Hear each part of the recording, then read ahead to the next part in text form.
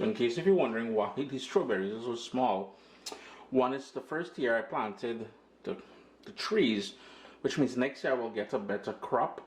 And two, they're fully organic, which means no chemicals whatsoever. But I'm telling you, they're sweet too bad. I even picked some of the green ones as well, because I know they're going to add a nice tartness to the chow. I left the stems on. I washed it really well. Left the stems on because I think it looks awesome on the plate. So vibes it up, man. Any reason to bring out the mortar and pestle, I look forward to. Just going to trim the stem off the garlic. Hit it a little rough chop into some sea salt, and then it's just a matter of crushing that.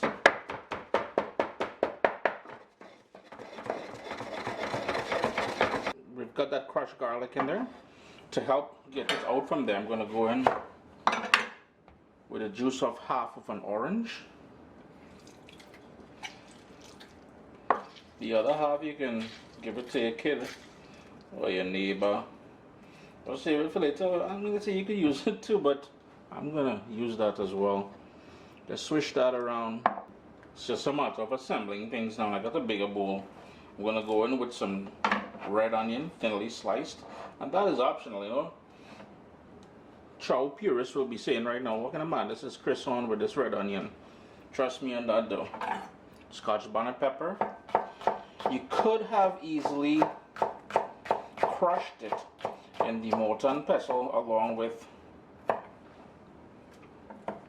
the garlic, but I'm doing it this way so whoever is eating can identify it and avoid it if they so choose.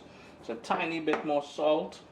Then we're going to go in with all the strawberries in there.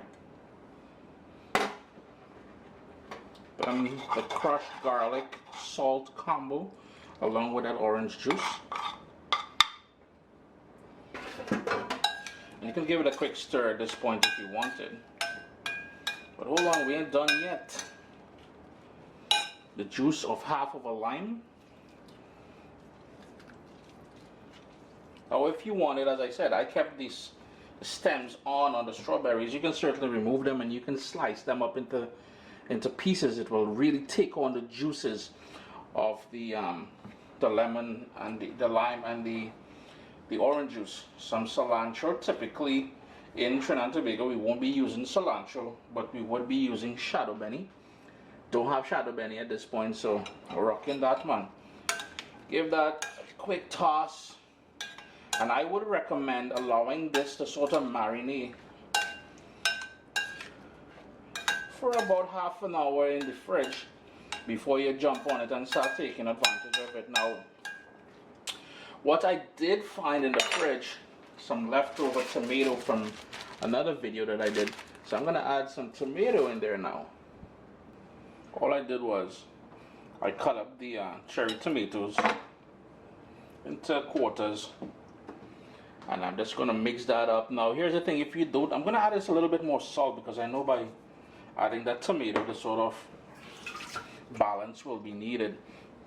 If you're new to chow, chow is pretty much something, it's pretty much a snack. We usually make it with green mangoes or different types of fruits out of the Caribbean. It's supposed to be spicy, a sort of a pickle if you would. We're not big on vinegar, so that's why we would use a citrus in there. But you get the idea.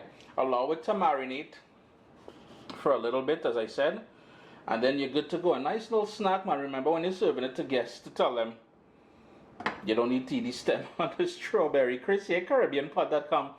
Thanks for joining me in the kitchen today. A quick little something, man. Adios. My little baby is here. We've got cookbooks, guys. WestIndianFoodCompany.com. Get your copy today.